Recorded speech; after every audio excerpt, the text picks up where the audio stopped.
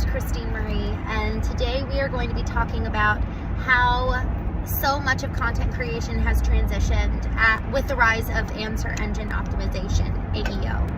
How we're not just changing the way that we're producing content, we're changing the very kind of genesis of what is stimulating the content that we're producing to begin with. And I just got out of a meeting with my team, hence why I'm doing this recording in the car, because it was such a good conversation and I wanted to share it with you in as real time as possible.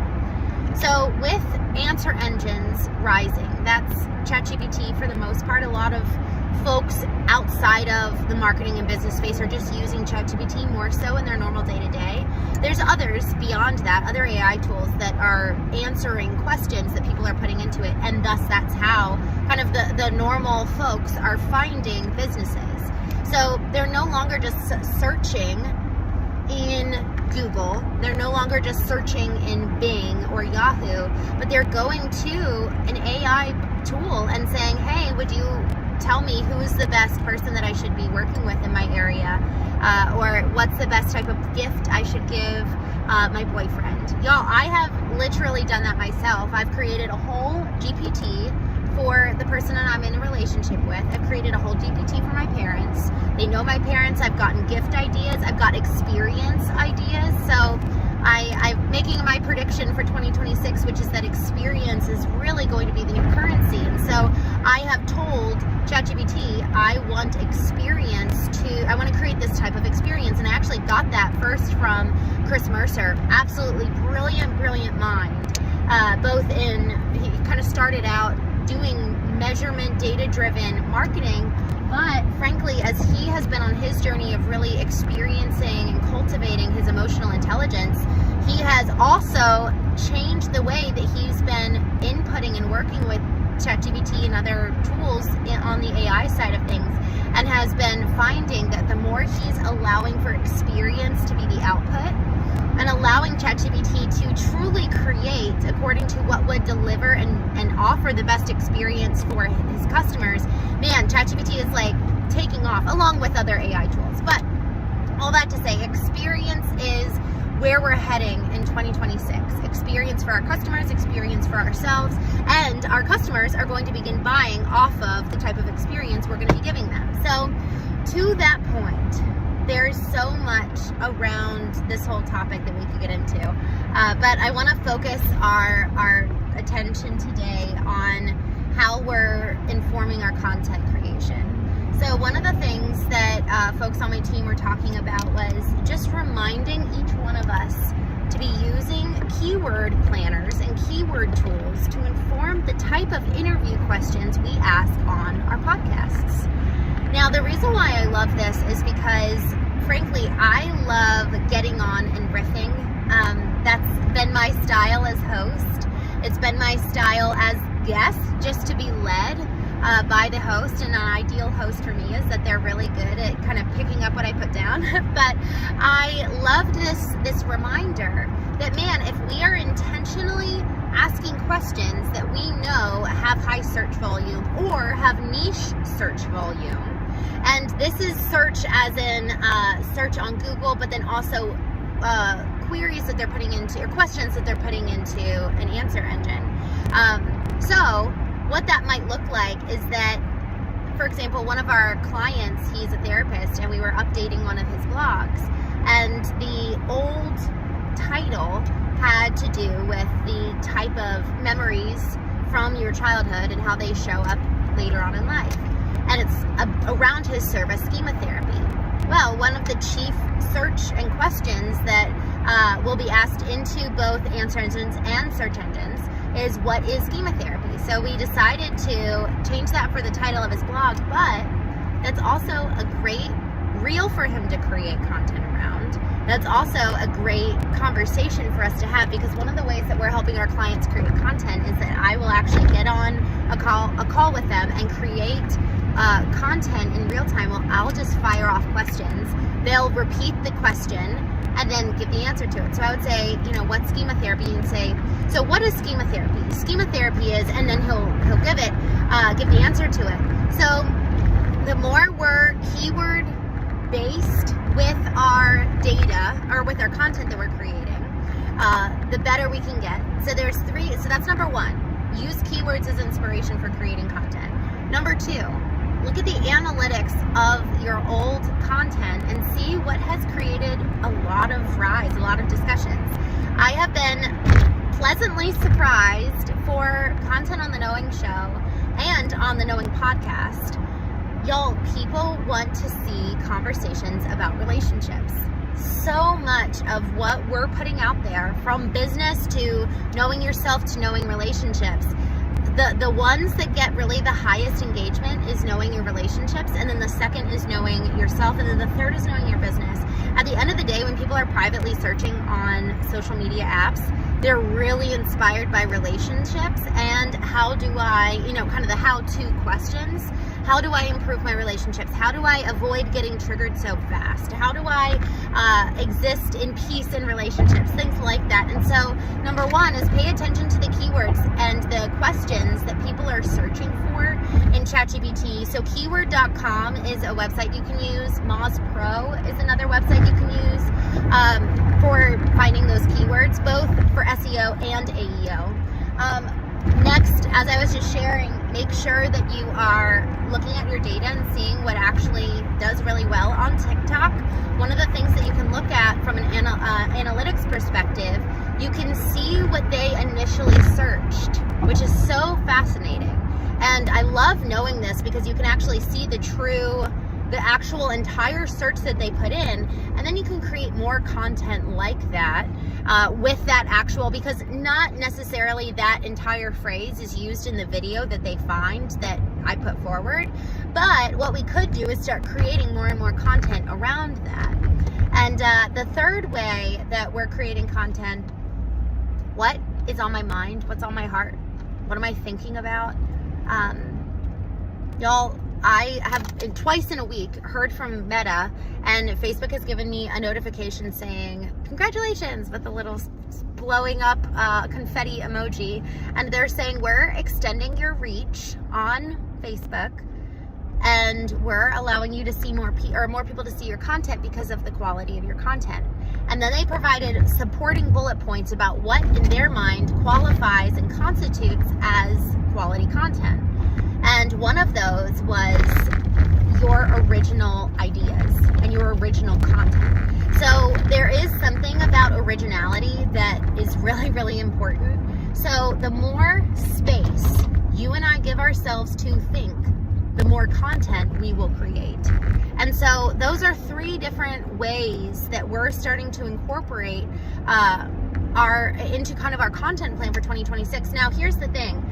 The majority of my social media content, as I shared earlier, and the content even that I'm kind of leading on the Knowing Show and the questions I'm asking are very much so curiosity based. So they're very original to me, but the way that this is actually going to make all of our lives easier on my team is that if I'm using the keyword at the beginning, to do the research, to inform the content I create, the questions I ask on the show, and then the way that also serves our guests is that, man, if they can use that one line with my question at the beginning of their video, and then they give the answer, and then, man, they can put their own call to action at the back end of the video. So it's like a sandwich. Their response is in the middle. My question is the hook. Their response is in the middle, and then they can put their own end tag. So then what ends up happening is that you and me, the podcasts, the content we're creating across the board, all of a sudden gets to be reused and repurposed by all of our guests. Y'all, I cannot tell you what amazing conversations I had on the Knowing podcast. We were in person. I filmed, golly, where did I film? I filmed in Vegas after I was speaking at an event on the Strip. I filmed in Austin. I filmed in Phoenix. I filmed in DC. I filmed everywhere with the most exquisite guests. Hardly any of them shared the episodes. Y'all, this was in person. Amazing quality of lighting and audio, and hardly anybody shared it. So there's something about, that's partially why I started going live every day, because I was like, man, I'm investing so much time, effort, and energy into this media production, and it's not getting very much reach because it's only in my own echo chamber of my own folks that are hearing about this. And so I started going live every day, and I want to come back to this in just a second. That's why I'm smiling.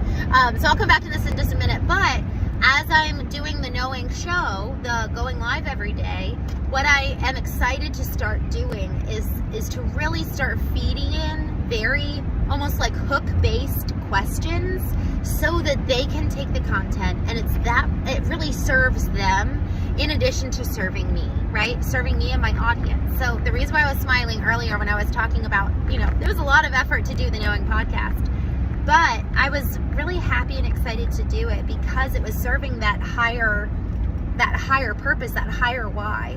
So if the lower base why is, okay, well, I want to reach more people, I need to grow my audience, I need to grow the brand so that the higher why can be achieved. If people don't know about Knowing, they're never going to be able to actually experience the change that I'm hoping for them to make. So that higher purpose why is actually cascading down into kind of lowercase w's of, okay, why I'm creating this type of content, why I'm creating this type of content hits different core reasons that ultimately support the chief and superordinate why at the hierarchy of the pyramid. So being super clear on our why, both the superordinate why, and then also like the lowercase y's, and then honestly using the data from research of videos that have gone out, using keyword research, and then using our own original ideas. But the only way we can do that is by creating the space and time in which we can be quiet enough to create in the first place. Y'all, I love my car rides. I'll get ideas from there. I love my shower time. I'll get original ideas there. And then my mornings, just being quiet every single morning and not allowing myself to talk to anyone, and also not picking up my phone, allowing anyone to talk to me. So that 2-hour time, and I know obviously it depends on what your stage of life is. I don't have children, I'm not married. So I have a good 2-hour block, but I will say when I was waking up at 4, no one else was awake. There's no one competing for your time at 4 a.m. So y'all, if we want dramatic change in our lives, in our content creation, in our distribution, in our brand awareness, then we need to start being so intentional. I have changed the way that I've lived my life so that I'm intentional with all the time in terms of how I live, how I spend my time. But now I need to take that same intentionality, that same practice, and put it into, okay, I'm so intentional with my schedule and the blocks of my time, but now I need to start getting hyper focused on the actual block itself. So for my content creation block, this is how I'm starting to be super and hyper intentional with its execution. So with that, I would love to know how you're starting to change your content strategy based on AEO and what's happening there. Y'all, I will say ChatGPT has actually been super helpful for us in creating after the show, like the post-production side. It's been super helpful to create posts that are optimized for answer engine and SEOs, or I guess search engines and answer engines. So it's been great for optimizing across the board. And it's so fast to create on the post-production side, but it's really about getting intentional at the beginning. What are we creating? Why? How is what we're putting out into the world really serving? How is it achieving the superordinate principle and the lowercase w? Is this actually a good use of someone else's time to read? Are they actually going to be changed or impacted at any kind of level, intellectually, emotionally, spiritually? There's so many faculties that constitute the human being. So there's kind of like a checklist that we can go through. And frankly, I'll probably put that together here pretty soon to inform the content we're creating. I'm hosting a retreat January 8th through 13th, or 11th, I'm sorry. January 8th through 13th, where we're actually really working on our brands. Because y'all, that is the time that it's the quality of the time that we set aside usually informs the quality of our outputs. So dedicate time. It's the end of the year. Now is the perfect time to do this. And really, everyone's going to be better for it, especially you and especially me. So one last thing before I jump off, go to verticalalignment.com if you want some help in your morning routine. That process for me, it's 5 steps. Takes 10-15 minutes, or as long as you want. First is to actually really kind of like get connected with your body, awaken your physical body, awaken your mind, awaken all of this. And then next you're going to listen to your emotions. Do a quick check-in. How am I feeling today? How am I doing? Am I carrying anything from yesterday into the present moment? Because otherwise, if I'm not conscious of that, then man, it's going to be running my day and I don't even know that it's the baggage from yesterday sitting in the driver's seat. So the next piece is illuminating the truth. So after we've kind of gotten connected with our physical body, checked in with our emotions, then we can remind ourselves of what's true. We illuminate the spirit. We say, okay, I'm feeling this way. And actually I was on the phone this morning and we were talking about that. Our feelings are so important to understand and know what's going on the emotional level, but they're not the ultimate voice. We get to control our emotions at the end of the day. They serve us. Our body serves us. Our emotions serve us. But if we're not the ones in the driver's seat, if truth isn't the one in the driver's seat, man, then they're going to be pulling all the strings. So when I'm talking about illuminating the spirit and illuminating the truth, it's reminding ourselves of who we are. Who are we created to be? What's that superordinate principle? What's the superordinate why? What's our ideal? Who do we want to be today? And then G, grow. So I'm awakening is A, listening is L, I is illuminate, ALIG is G is grow. And then it's time to really kind of dig in, like, okay, what are some core areas of my life that I want to grow in, that I'm focusing on growth in? I might read a book accordingly. In this verticalalignment.com, it's got 21 days of alignments. And every day I'm going to give you a prompt to really help you grow. And then N is navigate. How am I going to navigate my day and orient myself so that I actually put into application what I just learned? And y'all, I got to tell you, that G and N is great content for social media.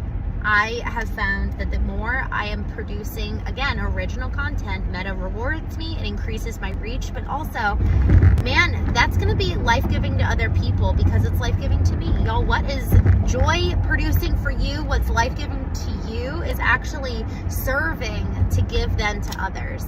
So if you're wondering what in the heck do I post on social media, take some time for yourself and then share with others what you learn. In the meantime, thank you all so much for joining me. Go visit verticalalignment.com if you want 21 days for free. And I hope you will join me again tomorrow.